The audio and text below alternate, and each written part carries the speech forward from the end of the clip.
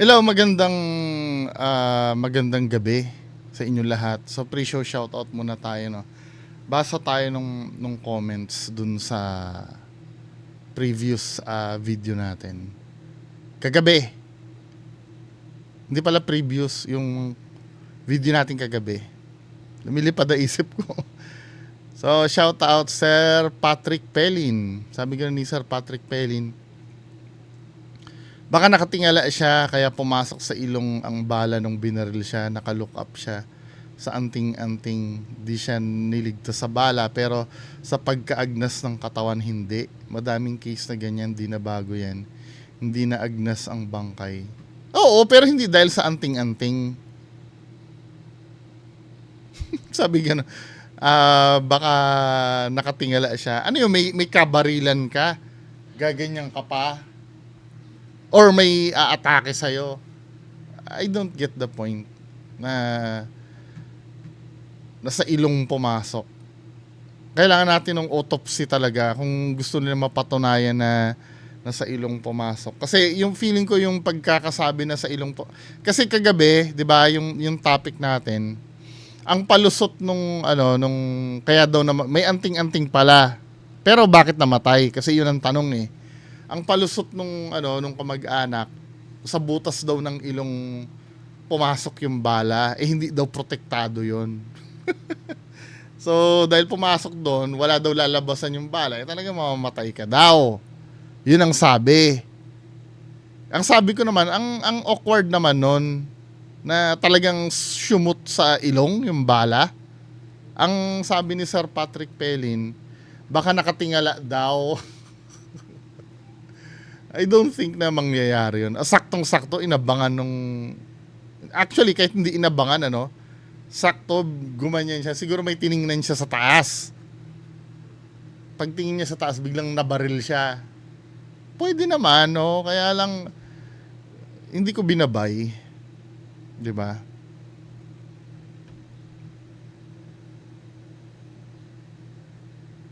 Hello sa Ranmes Channel. Watching from Doha. Hello. Alam nyo, ay, wag na lang. Ay, wag na lang. Hindi, napanood ko kasi yung vlog nung may isang vlogger, yung kabarkada ni Sir Just Clint sa Manila Hotel. Gusto ko rin umano sa Manila Hotel. Mag-vlog, mukhang maganda dun. Nakakatakot. Hello, Sir Neil Lester. Idol, content mo nga yung logic para mas magandang explanation. Google na lang ito eh, ang logic na yan. Ang logic, reason, yan yung reason. Logic ay reason. Hindi nawawala ang logic sa kahit anong bagay. Pag may gagawin ka, dapat may logic yon.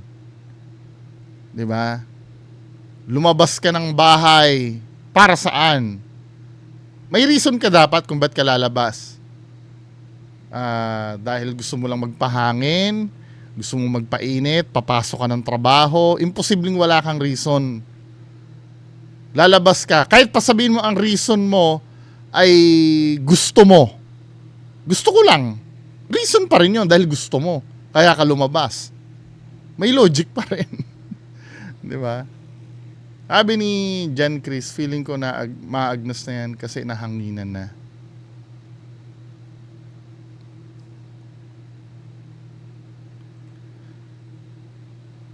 Sabing gano'n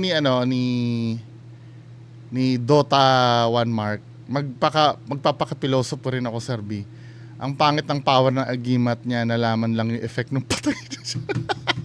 Which is hindi siya maagnas. Sabing gano'n ni Paulo Robledo, nope, di mukhang paredolya, lahat ng di ma-explain paredolya. Glossy leather, may shadow siya. Sadya yan for clout. Sabi kong ganon. Hindi, sabing ganon ni Sir kasi, hindi daw ang tinutukoy niya ito. Ito, pag-usapan natin to. Mukhang magandang pag-usapan ito sa... May sinend kasi sa aking video. Alam niyo yung kay Miss Chung? Miss Chung ba? Ito. Ang sabi ko kasi dito, paredolya ito eh. ito.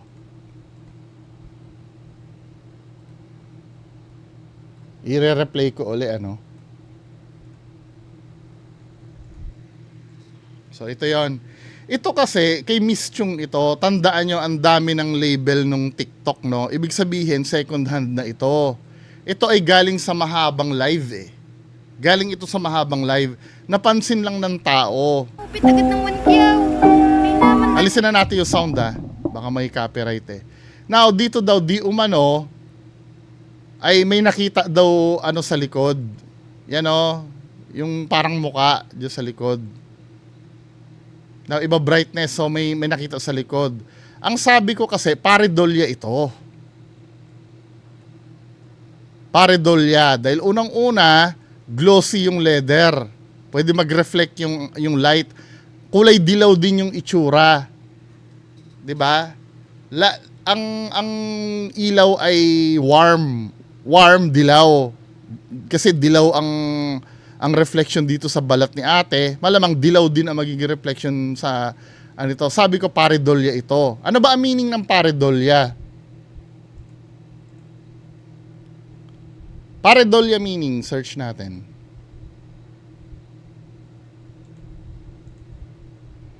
Pareidolia.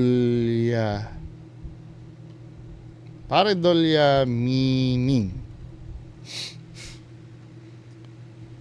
Ang sabi sa pareidolia is a psychological phenomenon where individuals perceive familiar patterns or image in random or ambiguous in stimuli such as seeing faces in clouds, pattern in toes, blah blah blah blah. 'Di ba? It's the tendency to attribute meaning to things where it may not actually exist. Na hindi naman talaga nag-e-exist, may not actually exist. Nagkakaroon tayo ng itsura ng mukha sa isang bagay na hindi naman talaga. So dito kasi sa reflection na ito, ang sabi ko kay sir, sabi ko pareidolia siya. Sabi ni sir, hindi daw pareidolia. Kung hindi ito pareidolia, dapat 100% confirm tayo na ito ay muka. Wala naman definitive na ano to eh. Wala naman siyang definitive, doon tayo sa isang video, no? Wala naman siyang definitive na nagsasabi na yung nakikita natin ay muka talaga eh.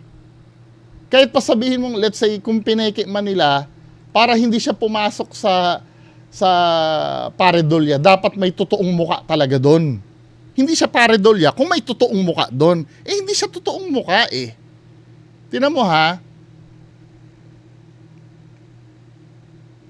Makikita sa likod ni nanay, sorry baka ma-offend nanay na ba ito? 'Di ba? Ayun oh. Minsan nga nagbabago nga yung pixel quality niya. Minsan nawawala na nga yung mata eh at a certain angle eh. 'Di ba? Hindi na siya mukhang-mukha dito oh. May play button kasi. Hindi na siyang mukhang-mukha. Oh, yan, mukhang-mukha pa ba 'yan? Nawawala na nga yung gap dito sa may bandang Ngayon, para mapatunayan mong hindi ito pareidolia, patunayan mo muna na ito ay totoong mukha. Dito na nga, hindi na siya mukhang mukha, oh. 'Di ba? Hindi na siya mukhang mukha eh. Na-form siya ng mukhang mukha kanina kasi nagkaroon tayo ng pareidolia. Hindi mo pwedeng sabihin na hindi ito pareidolia. The fact na may na-made up tayong mukha out of nothing, by definition, pareidolia na yun. 'Di ba? Mapapatunayan mo ba na totoong mukha yan? Sana ba yung comment?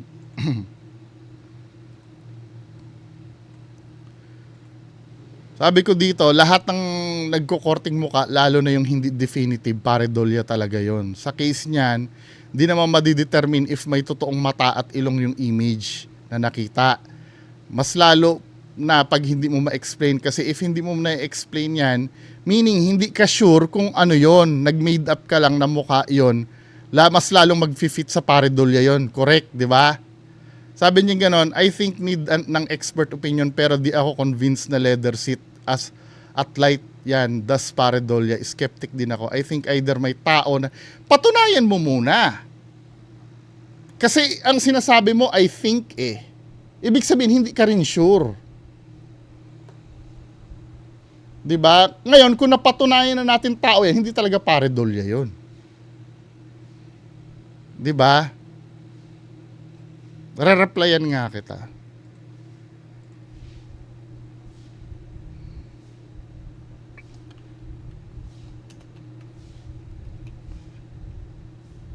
Hindi na, ayaw mo na siya.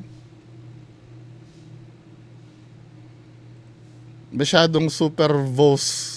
Ano yung super vos? Ngayon ko lang na-encounter yung word na super vos.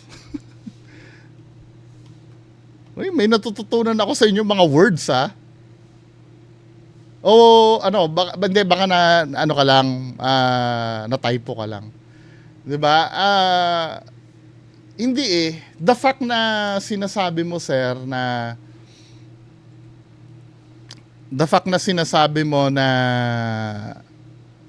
I think hindi ka sigurado, pareidolia na 'yon.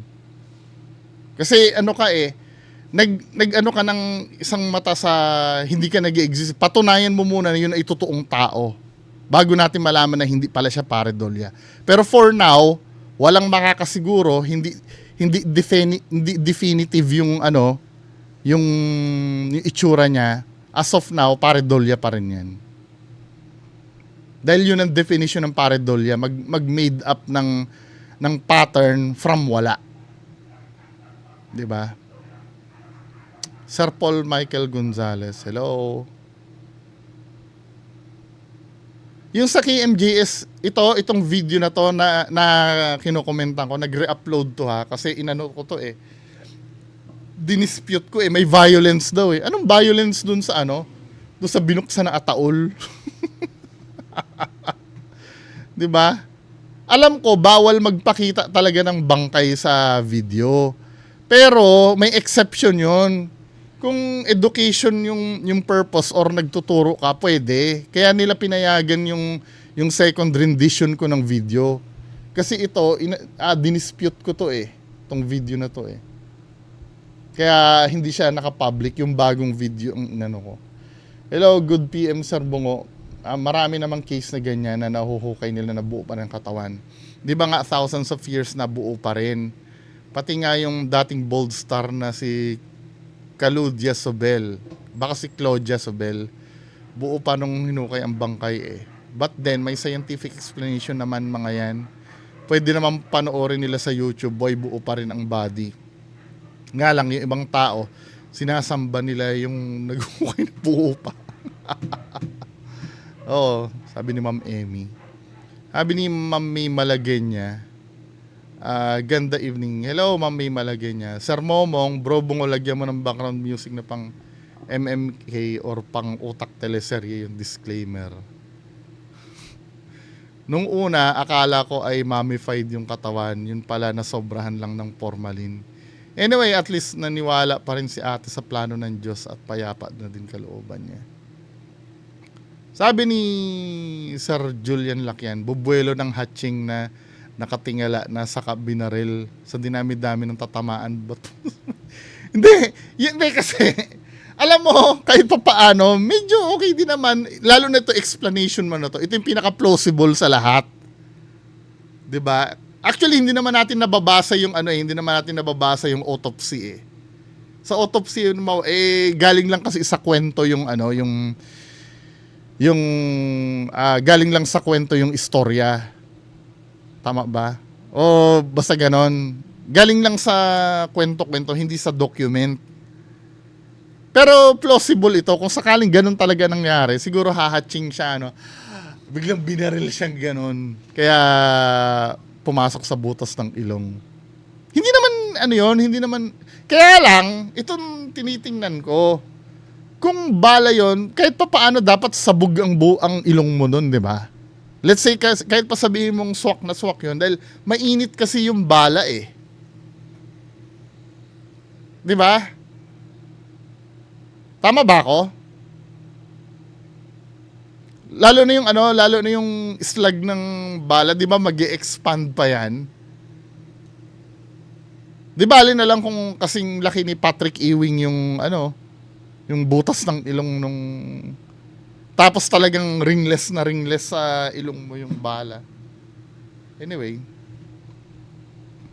emoji ng babae. Kami ni Sir, hello Sir Jonathan Eugenio. Ma'am Eva Santos, Sir GC719. Ma'am K, hello Sir Martsan. Sabi ko baka i-upload ko na may ongoing dispute ako sa video. Ito na sinabi ko. Hindi naman siguro kung inappropriate o bawal ipakita ay isensor na lang siguro at send na lang yung link para doon makita yung kabuuan. Ano na nga hinatulan na nga ng YouTube ng inappropriate Ewan ko, AI yata yung pang-check ng YouTube Kailangan pang ipa-double check sa human nila Next video. Ito naman yung tungkol kay yung kay brother yung si brother na may higanting rosary ito. Si anong name na? Nakalimutan ko na name nito. Brother James. Sabi gano'n ni Sir Primordial, ginagamit ka ba ng Diyos o ikaw ang gumagamit sa kanya? Sabi ni Smaglas. Idol ko din ito. Nung una yabang na yabang ako dito kay Smaglas Pero talagang magaling pala talaga Lalo na mabilis siyang mag-rap. 'Di ba? Mas gusto ko ito kay Looney Magaling talaga. Hello Sir Paul Michael Gonzales.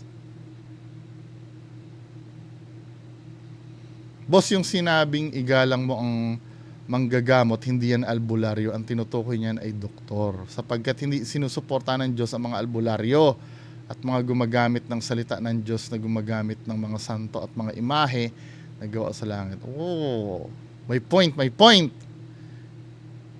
Hello, Sir Jan Sebas, Mami Malagueña, Sir Nicole Aguilar, Sir Alvin Peñol, pwede ka maging pastor. Baka masunog po ako.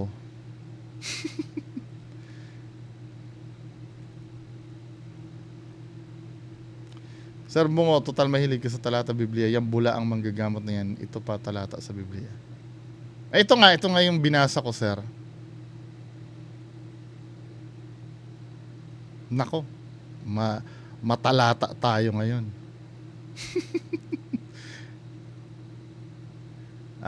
Sir GC719, Sir Wingar,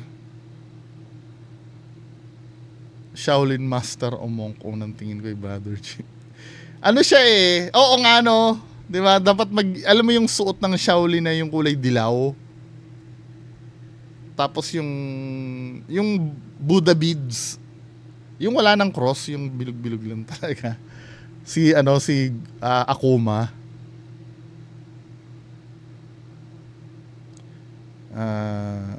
Sabi gano'n ni Sir Momong, bro, maganda din na example mo dun about sa emergency situation.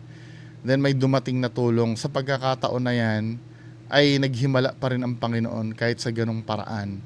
Kaya not necessarily na always magic or sensation na lang himala. Oo, maraming forms ng miracle. 'Di ba? Kahit hindi majority naman sa mga yun, hindi naman magic yan Yung makita mo nga lang yung kapatid mo ng matagal mo nang hindi nakikita, pwede mo na i-consider na miracle yun Dahil sa hinahaba-haba ng panahon, may expect mo pa ba na magkita kayo? 'Di ba? Hello, Sir Jojo Lumor, Sir Neil Lester, at Sprakatak. So, yan lang po muna, Proceed tayo sa main content natin mamayang alas 10.